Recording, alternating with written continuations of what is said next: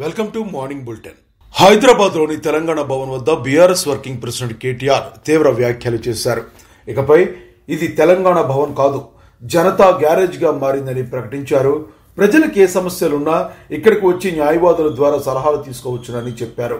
మల్లన్న సాగర్, కొండపోచమ్మ సాగర్ రిజర్వాయర్లలో భూములు కోల్పోయిన రైతులను తాము కలిసి రోజులు చర్చించి వారికి ఇళ్లు పరిహారం ఇచ్చి ఒప్పించామన్నారు. కానీ ప్రస్తుతంలో కాంగ్రెస్ నాయకులు కూల్చివేతల ప్రాంతాలకు వెళ్లి బాధితులతో మాట్లాడడానికి కూడా మొహం చాటేస్తున్నారని విమర్శించారు. వాళ్ళకి ఎంతీయాలను ఇప్పించి, అవసరమైతే ప్లాట్ ఇచ్చి, ఇల్లు ఇచ్చి, పరిహారం ఇచ్చి, వాళ్ళకి రేపటి రోజున మీ భూముల విలువ పెడుతుందని చెప్పి సంజాయించి కాలు పట్టుకొని కడుపులో తల పెట్టుకొని ఒప్పించుకున్నాం, ఆఖరికి చేసుకున్నాం. మరి వీళ్ళేం చేయాలి? ముఖం చాటేస్తే అయిపోతుందా? అందుకే మీరు దయచేసి చేయాల్సిన డిమాండ్లు మూడే. ఒకటి, మాకు అలైన్మెంట్ అన్నా శాస్త్రీయంగా చేయండి, మేము అభివృద్ధి వ్యతిరేకం కాదు. రెండు, నష్టపరిహారం సమంజసంగా ఇవ్వండి.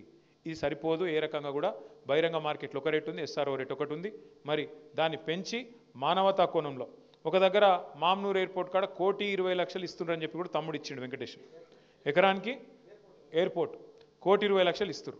మరి మీ దగ్గర ఎందుకు ఇవ్వద్దు అనేది మీ ప్రశ్న. అది వాస్తవమో కాదో నాకు తెలియదు, చూడండి. వాస్తవం అయితే సంతోషమే రాములన్న. అయితే అవన్నీ కూడా లాయర్లకు ఇవ్వండి. ఇంకా అదే చెప్తున్నాను. ఎందుకు చెప్తున్నా అంటే వాళ్ళు ఇంటూరు కాబట్టి ఎవరికన్నా మీకు న్యాయ సలహాలు కావాలంటే, మీకు ఎవరికైనా సరే న్యాయ సలహాలు కావాలంటే ఇగో మన తెలంగాణ భవన్ గారు, దీని పేరు ఇప్పటి నుంచిగా జనతా గ్యారేజ్. మీరు ఎప్పుడంటే అప్పుడు రావచ్చు, మీకు ఏ సమస్యలు ఉన్నా వాళ్ళకి చెప్పచ్చు.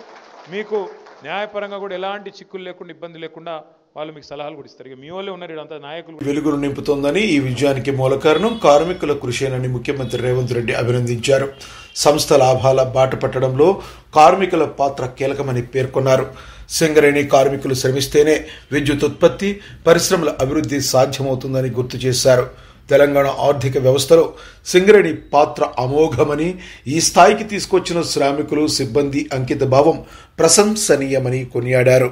వాళ్ళ మీద ఒత్తిడి తీసుకొచ్చి తెలంగాణ రాష్ట్ర సాధన ప్రక్రియలో సింగరేణి కార్మికులు ఒక ప్రత్యేకమైన పాత్ర పోషించారు.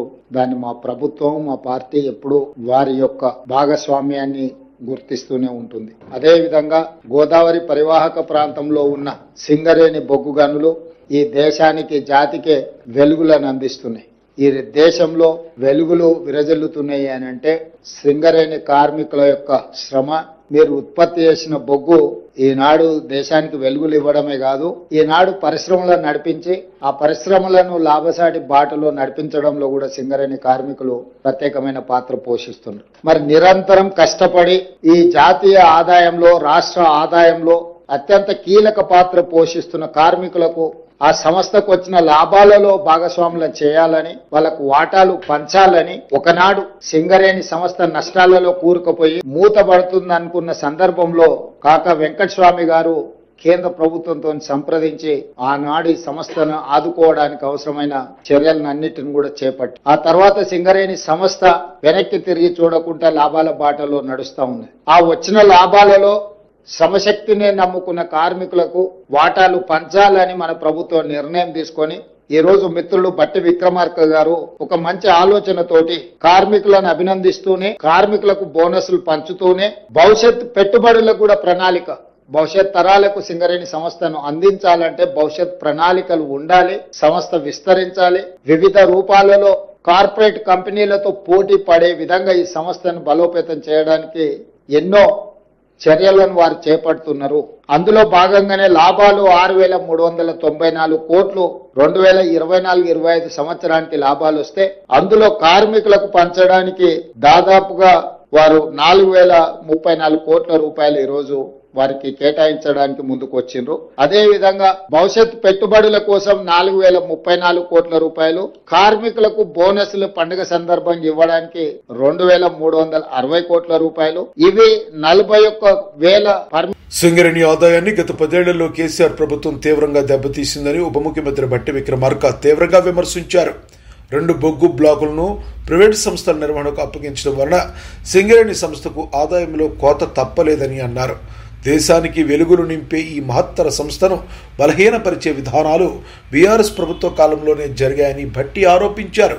కార్మికుల శ్రమ, సింగరేణి సామర్థ్యాన్ని దృష్టిలో పెట్టుకుని ప్రభుత్వమే నేరుగా ఈ బ్లాక్ను నిర్వహించి ఉంటే సంస్థకు మరింత లాభాలు వచ్చేవని వ్యాఖ్యానించారు. మధ్యలో ఉన్నటువంటి coal block government of India auction పెడితే ఆ ఆక్షన్ లో సింగరేణి కాలరీస్ పార్టిసిపేట్ చేయకుండా చేయటం వలన కొన్ని ప్రైవేటు వ్యక్తుల చేతుల్లోకి 2 సింగరేణి కాలరీస్ సంబంధించిన గనులు కూడా వాళ్ళ చేతుల్లోకి పోయినాయి. దీనివల్ల సింగరేణి అత్యంత ప్రతిష్టాత్మకమైనటువంటి 2 సింగరేణి కోల్ బ్లాక్స్ ని కోల్పోవాల్సిన దుస్థితి ఏర్పడింది. కేవలం సింగరేణి కోల్పోవటమే కాదు, ఆనాటి ప్రభుత్వానికి సన్నిహితులుగా ఉన్నటువంటి కొద్ది మంది పెద్ద మనుషుల చేతుల్లోకి ఈ 2 బ్లాకులు కూడా వెళ్లేటువంటి పరిస్థితులు ఆ రోజు కల్పించారు. తద్వారా ఈ రోజు ఆ 2 బ్లాకులు ఇవాళ ప్రైవేట్ వ్యక్తుల చేతుల్లో పోవటం వల్ల మనకి ఆ బ్లాకులు దూరంగా ఉండి పెద్ద ఎత్తున సింగరేణి నష్టపోతా ఉంది. సో కార్మిక సంఘాలు ఈ రోజు వచ్చి పెద్ద ఎత్తున రిప్రజెంటేషన్స్ ఆ 2 బ్లాకులు కూడా ఎట్టి పరిస్థితుల్లో సింగరేణి లోకి వచ్చేటట్టుగా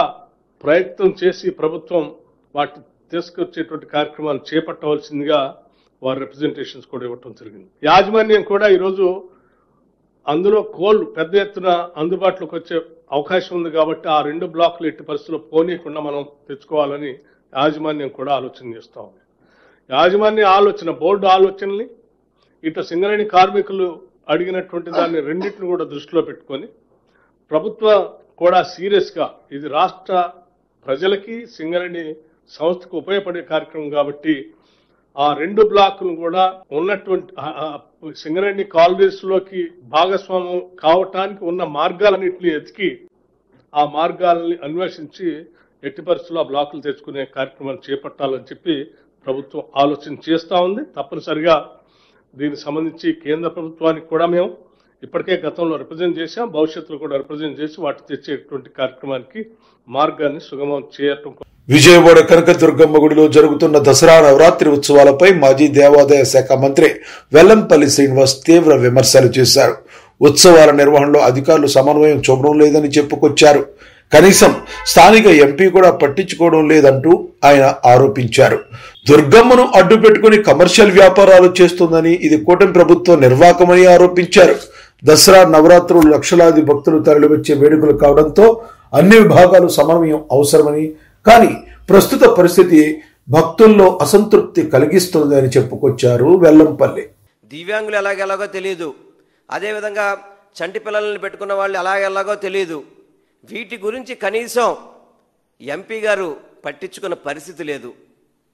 ఎంపీ గారు పట్టించుకున్న పరిస్థితి మాట్లాడితే విజయవాడ ఉత్సవం గురించి ప్రెస్ మీట్లే తప్ప దసరా నవరాత్రులు ఈ విధంగా జరుగుతాయి అని చెప్పని ఎంపీ స్థాయిలో కానీ, మంత్రి స్థాయిలో కానీ, ఎమ్మెల్యే స్థాయిలో కానీ ఎన్ని రివ్యూలు పెట్టారు చెప్పండి? ఒక్క రివ్యూలో ఎంపీ, ఎమ్మెల్యే, మంత్రులు కలిసిన రివ్యూ నేను ఎక్కడ చూడలేదు. మరి కనీసం గతంలో మా ప్రభుత్వంలో అయితే కనుక ఫీల్డ్ విజిట్లు చేసేవాళ్ళం, రివ్యూలు చేసేవాళ్ళం, భక్తులకు అన్ని రకాల సౌకర్యాలతో ప్రతి ఒక్కటి కూడా ఏర్పాట్లు చేసేవాళ్ళం.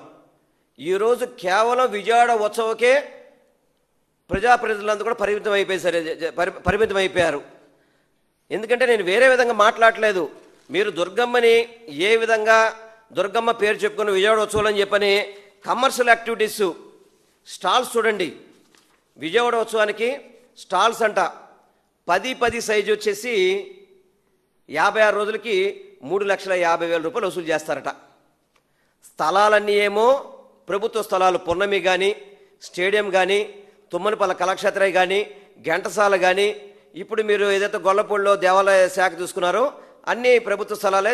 ఇప్పుడు ఒక గొల్లపూడి దానికి 45 లక్షలు చెక్ ఇచ్చినట్టుకున్నారు. అది కూడా ఆ స్థలాన్ని కూడా కొట్టేయాలని చెప్పని కృష్ణా మన ఎన్టీఆర్ జిల్లా కలెక్టర్తో అది గోల్ఫ్ కోర్ట్ అని చెప్పని, ఎగ్జిబిషన్ సొసైటీ అని చెప్పని, ఈ స్థలాలు లాంగ్ లీజ్కి ఇచ్చేయమని చెప్పని మీరు కలెక్టర్తో రాయించింది వాస్తవం కాదా? వాటన్నిటిని కూడా భక్తులు తప్పు పట్టబట్టి మళ్ళీ 2 నెలలకి మేము 45 లక్షల రూపాయలు అద్దె కడతామని చెప్పని మీరు 40 ఎకరాలకి కలిపి 45 లక్షల రూపాయలు కడితే 10 సైజుకి 3,50,000 వసూలు చేస్తారండి. ఇది మీరు చేస్తున్న వ్యాపారమా? విజయవాడ ఉత్సవాలు చేస్తారు చెప్పండి. ఇంజనీరింగ్ కాలేజీలు కూడా మీరు స్టాల్స్ పెట్టాలి, వేరే విధంగా కంపెనీస్ ఉంటే మీరు స్టాల్స్ పెట్టాలి అని చెప్పని ఒత్తిడి చేయడం, స్టాల్స్ ద్వారా కోట్ల రూపాయలు వసూలు చేయడం. కోట్ల రూపాయలు విజయవాడ ఉత్సవంలో పబ్లిక్ ఏమి ఉరిగిందని చెప్పండి. మీరు బుక్ మై షోలో ఇళయరాజా గారి షోకి బుక్ మై షోలో పెట్టారు టికెట్స్ కొనుక్కోండి అని చెప్పని. బుక్ మై షోలో చూడండి. ఆంధ్రప్రదేశ్ అప్పుల విషయంలో కూటమి నేతలు ఎన్నికల ముందు చెప్పిన మాటలన్నీ అబద్దాలేనని వైఎస్ఆర్సీపీ అధికార ప్రతినిధి పొత్తా శివశంకర్ రెడ్డి ఆరోపించారు. అసెంబ్లీ సాక్షిగా ఈ విషయం బయటపడిందన్నారు. వైఎస్ జగన్ నాయకత్వంలోని గత ప్రభుత్వ కాలంలో మొత్తం 3,70,900 కోట్లు అప్పు జరిగిందని తెలిపారు. కానీ ప్రస్తుత సీఎం చంద్రబాబు నేతృత్వంలోని కూటమి ప్రభుత్వం కేవలం 15 నెలల్లోనే 1.90 లక్షల కోట్లు అప్పు చేశారని వెల్లడించారు. 25 సంవత్సరాల మధ్య కాలంలో ప్రభుత్వ రంగ సంస్థల మొత్తం రుణాలు నెలవారీ వివరాలు అందించండి అని శాసనసభలో అడిగినటువంటి ప్రశ్నకు జవాబిస్తూ ఇక్కడ తడబడుతూ అబద్ధాలు నిజం చేయాలని పాపము చగ ఇబ్బంది పడుతూ మొత్తంగా ఇచ్చినటువంటిది ఏంటంటే అనెక్షర్ 2లో 2024 జూన్ 12 నాటికి మొత్తం అప్పులు ప్రభుత్వ బకాయిల యొక్క రుణము ఏజీ ఖాతాల ప్రకారము 5,19,192 కొత్త స్టేట్ ఏర్పడినప్పటి నుంచి ప్రభుత్వేతర హామీలతో ప్రభుత్వ రంగ సంస్థల యొక్క రుణము 1,58,657 మొత్తంగా కొత్త రాష్ట్రం ఏర్పడిన తర్వాత 10 ఏళ్లలో. ఇందులో 2018-19 నాటి వరకు చంద్రబాబు నాయుడు గారు ఉన్నప్పటి వరకు 2,57,509.90 ప్రభుత్వ యొక్క రుణమైతే ఆ యొక్క ప్రభుత్వ రంగాల యొక్క రుణము 49,442. మొత్తంగా తీసుకున్నట్లయితే జగన్మోహన్ రెడ్డి గారి హయాంలో 2019 నుంచి 2024 వరకు వాళ్ళు ఇచ్చినటువంటి గణాంకాల ప్రకారము ప్రభుత్వ అధికారిక లెక్కల ప్రకారము శాసనసభ లెక్కల ప్రకారము 2,61,683 కోట్ల రూపాయలు. అదేవిధంగా ప్రభుత్వ రంగ సంస్థల యొక్క రుణాలు 1,09,217. అంటే మొత్తంగా తీసుకున్నట్లయితే ప్రభుత్వ యొక్క అప్పులు ప్రభుత్వ రంగ సంస్థల యొక్క అప్పులు ప్రభుత్వం హామీ ఇచ్చినటువంటి లెక్కలన్నీ కూడా తీసుకున్నట్లయితే వైఎస్ జగన్మోహన్ రెడ్డి గారి హయాంలో చేసినటువంటి అప్పు 3,70,900 కోట్లే అని అధికారిక లెక్కలు ప్రశ్న నెంబర్ 973 పబ్లిక్ డొమైన్లో ఉన్నటువంటి ఈ యొక్క సమాధానము తేట తెల్లమవుతుంది. ఇన్ని రోజులు కూటమి నాయకులు చేసింది ఆ తప్పు, వాళ్ళు మాట్లాడింది శుద్ధ అబద్ధము. ప్రజల్ని ఏదో సిద్దిపేట జిల్లా హుస్నాబాద్ లో మంత్రి పొన్నం ప్రభాకర్ పూజార్చనలు చేసి అభివృద్ధి పనులను పరిశీలించారు. కుటుంబ సమేతంగా శ్రీ రేణుకా ఎల్లమ్మ అమ్మవారిని దర్శించుకుని ప్రత్యేక పూజలు చేశారు. అనంతరం ఎల్లమ్మ చెరువు కట్ట సుందరీకరణ, సద్దుల బతుకమ్మ ఏర్పాట్లను సమీక్షించారు. ఈ సందర్భంగా మాట్లాడుతూ అమెరికాతో దౌత్య సంబంధాల్లో కేంద్ర ప్రభుత్వం పూర్తిగా విఫలమైందని విమర్శించారు. అమెరికా విధించిన నిబంధనల వల్ల విద్యార్థులు చదువుకోవటం, ఉద్యోగాలు పొందడం కష్టతరమైందని తీవ్ర ఆవేదన వ్యక్తం చేశారు. ప్రపంచవ్యాప్తంగా 100 మంది సీఈఓలు ఇతర దేశాలకు సేవలు అందిస్తుండగా వారి ప్రతిభను భారత అభివృద్ధికి వినియోగించుకోవాలని సూచించారు.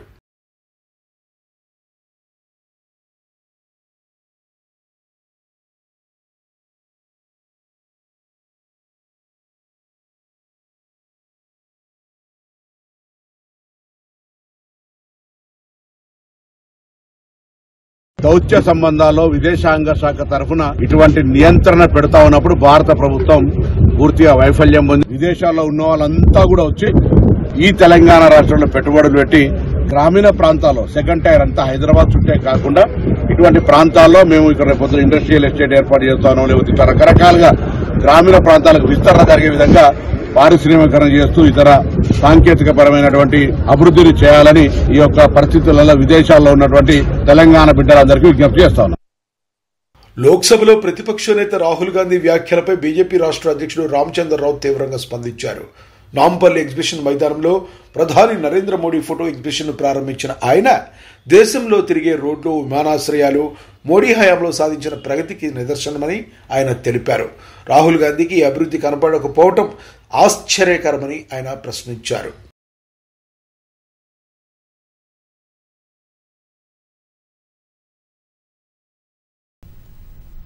కాంగ్రెస్ నాయకులను అడుగుతా ఉన్నాను, మీరు దేశమంతా తిరుగుతున్నారు, మన దేశంలో మీరు తిరిగే రోడ్లు నిర్మాణం కూడా నరేంద్ర మోదీ గారు చేశారు. మీరు ఎక్కే విమానం అవి కూడా ఎయిర్పోర్ట్లు కూడా నరేంద్ర మోదీ గారు చేశారు. ఆ రోజు 75 ఒక విమానాశ్రయం ఉంటే కాంగ్రెస్ పార్టీలో ఈ 11 సంవత్సరాల్లో 150 ఎయిర్పోర్ట్స్ ఈ రోజు దేశంలో నిర్మాణం అయినాయి. ఇంత ఆ రోజు మనం డిఫెన్స్ మనం ఇంపోర్ట్ చేస్తా ఉంటే డిఫెన్స్ ఒక ఎక్విప్మెంట్ ఇంపోర్ట్ చేస్తా ఉన్నాం. ఈ డిఫెన్స్ ఒక ఇండస్ట్రీ కూడా దాంట్లో హైదరాబాద్ కూడా ఒక భాగం. ఇక్కడ కూడా డిఫెన్స్ ఇండస్ట్రీస్ కూడా చాలా వచ్చినాయి. కాబట్టి మనంతా గర్వకారణము నరేంద్ర మోదీ గారు. మరి చిత్ర ప్రదర్శన రేపు 25 వరకు ఇది ఉంటుంది. తర్వాత మన జిల్లాలో కూడా ఇదే చిత్ర ప్రదర్శన అక్కడ కూడా చేయడం జరుగుతుంది. భద్రాద్రి కొత్తగూడెం జిల్లా భద్రాచలంలో ఐటీడీఏ ప్రాజెక్టు అధికారి బి రాహుల్ మీడియా సమావేశంలో జరిగిన గిరిజన సంక్షేమంపై కీలక ప్రకటనలు చేశారు. Ministry of library welfare affairs zonal manager Pradeep Kumar Singh ఇతర అధికారులతో కలిసి నిర్వహించిన ఈ సమావేశంలో ఆది కర్మయోగి అభియాన్ పథకం విజయవంతం చేయడానికి తీసుకున్న చర్యలను వివరించారు. ఐటీడీఏ పరిధిలోని 19 మండలాలు 130 గ్రామాల్లో ఈ పథకం అమలు చేయనున్నట్లుగా తెలిపారు.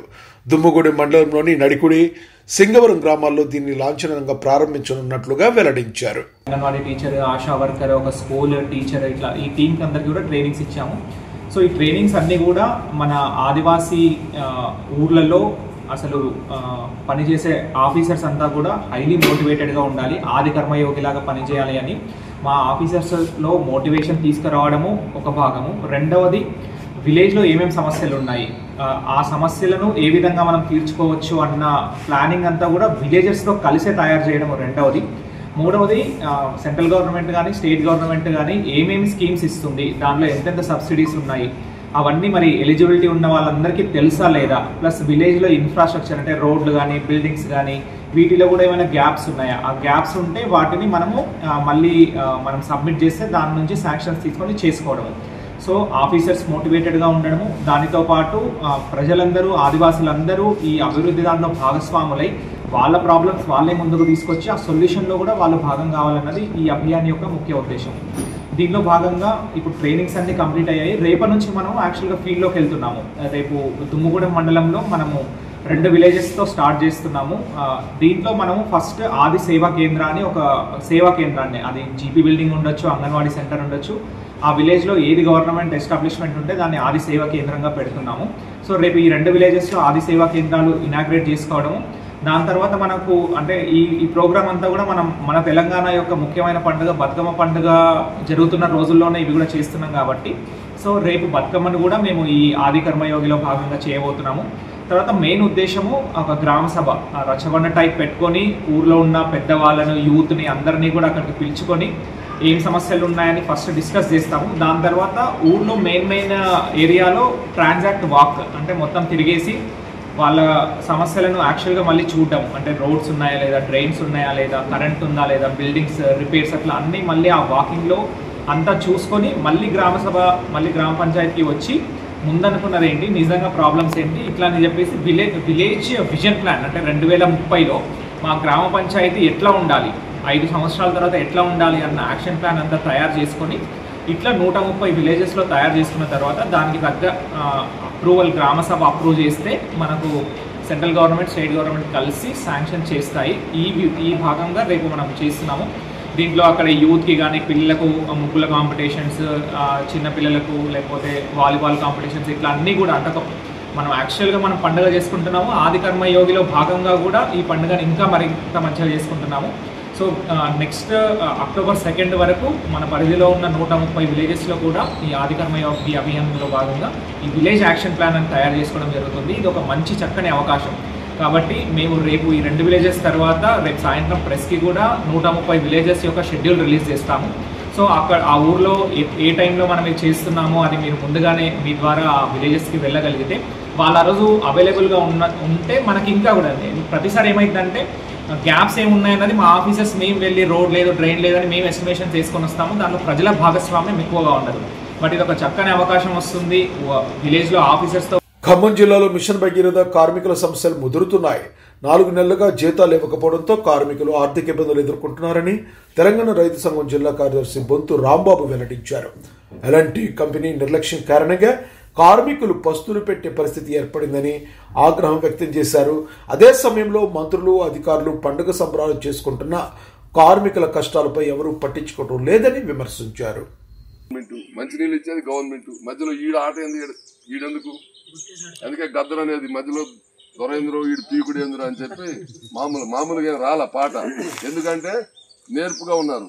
ఏంటంటే ఏం చెప్తున్నారంటే ప్రభుత్వానికి మీకు సంబంధం లేదు అంటే మనం ప్రభుత్వం అనేది మాకు సంబంధించిన వాళ్ళు కాదుగా మీరు ఎవరికి సంబంధించిన వాళ్ళం మనం కాంట్రాక్ట్ అంటే అసలు కాంట్రాక్ట్ వ్యవస్థ వచ్చింది అందుకు అంటే నేరుగా ప్రభుత్వం మీదకి ఇలాంటి చర్యలన్నీ కూడా వాళ్ళ మీద ప్రతిబింబం పడకుండా తప్పించుకునేదానికే వస్తే కాంట్రాక్ట్లు ఈ పెద్ద పెద్ద కంపెనీలు వచ్చి మధ్యలో చేరినటువంటిది కూడా మనం చూస్తా ఉన్నాం అందుకనే ఖచ్చితంగా ఇక్కడ ఉన్న ఏఎస్ఐ గారు ఉన్నాడు చెప్పాలా ఎమ్మెల్యే గారు రేపు పొద్దుటి కల్లా తేలవకపోతే రేపు పొద్దున ఈ దీక్షా శిబిరం క్యాంప్ ఆఫీస్ దగ్గర ఏర్పాటు చేద్దాం అన్ని రాజకీయ పార్టీలు ప్రజా సంఘాలు అందరినీ పిలవండి మాట చెప్పిపోవడం కాదు రోజంతా దీక్షలో కూర్చోమని అడగండి అందరూ మీతో పాటు ఉండేటట్టుగా మనం ఏర్పాట్లు చేసుకుని పెద్ద ఎత్తున పండగ 4 రోజులు దసరా పండగ 4 రోజులు మనం పండగ చేసుకోవాలో లేదో తేల్చాల్సినటువంటి అవసరం జిల్లాలో ఉన్న 3 మంత్రుల మీద ఉంది మొదట అంతే వాళ్ళదేనా కాదా గట్టి చెప్పాలా మీరు మనం పస్తులు ఉంటే వాళ్ళేం బతుకమ్మ ఆడతారా వాళ్ళేం మనమేం పస్తులు ఉండాలా వాళ్ళేం బతుకమ్మ ఆడతారా అందుకని మన ఖచ్చితంగా మనం డిమాండ్ని బలంగా వినిపిద్దామని చెప్పి మీ ఉద్యమానికి సంపూర్ణంగా మద్దతు తెలియజేస్తూ జరగబోయే పోరాటంలో కూడా ప్రత్యక్షంగా భాగస్వామ్యం అవుతామని చెప్పి తెలియజేస్తూ సెలవు ఇస్తున్నాను. హైదరాబాద్ బల్కంపేటలోని శ్రీ రేణుకా ఎల్లమ్మ అమ్మవారి ఆలయంలో ప్రముఖ సినీ నటుడు ఎమ్మెల్యే నందమూరి బాలకృష్ణ సతీమణి వసుంధర ప్రత్యేక పూజలు నిర్వహించారు. ఆలయానికి విచ్చేసిన ఆమెకు అర్చకులు ఘనంగా స్వాగతం పలికారు.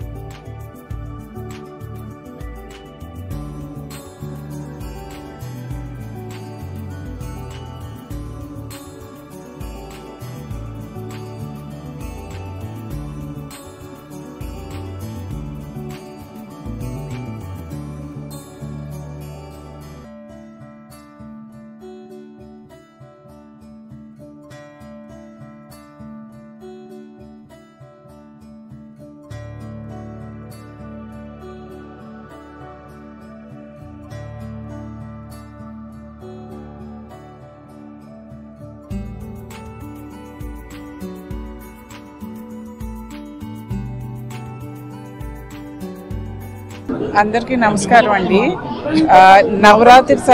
నవరాత్రి సందర్భంగా మేమందరం ఎల్లమ్మ తల్లి ఆశీర్వాదం కోసం వచ్చామండి. ప్రతి సంవత్సరం వస్తాం మేము. మాకు చాలా ఇష్టం అండి ఈ గుడి. చాలా సంతోషంగా ఉందండి. చాలా హ్యాపీగా ఉన్నాం మేము.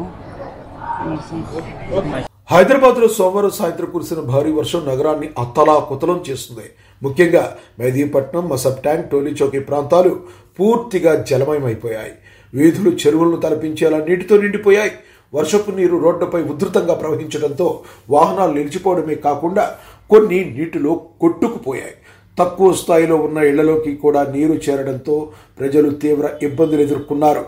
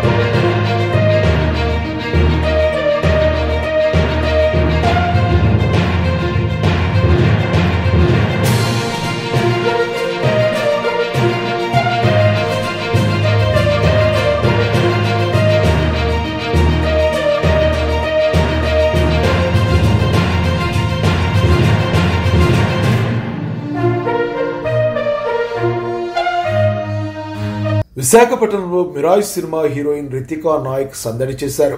నగరంలోని ఓ లగ్జరీ వెండి ఆభరణాల షోరూం ప్రారంభోత్సవంలో ఆమె ముఖ్య అతిథిగా విచ్చేశారు. ఈ సందర్భంగా అభిమానులతో కాసేపు మాట్లాడి మీడియాతో కూడా మాట్లాడారు. త్వరలోనే వరుణ్ తేజ్తో ఓ చిత్రంలో నటిస్తున్నట్లుగా రితిగా వెల్లడించారు. హీరోయిన్ చూసేందుకు భారీగా అభిమానులు, స్థానికులు షోరూం వద్దకు తరలివచ్చి తమ ఉత్సాహాన్ని వ్యక్తీకరించారు. Launched today for the store in Gajuwaka, and I love Visakhapatnam. I've been here so many times for movies and everything, and now here for Gayas makes it a more lovely. Thank you so much. Thank you for all the media to be here. Chala thank you everyone for being here. Thank you for being here for Gayas. Andaru Gayas jewelry lo shopping cheyandi. Next week కొంచెం time ఉంది with Varun Tej garu. So fingers like sit patiently for trailer and teasers.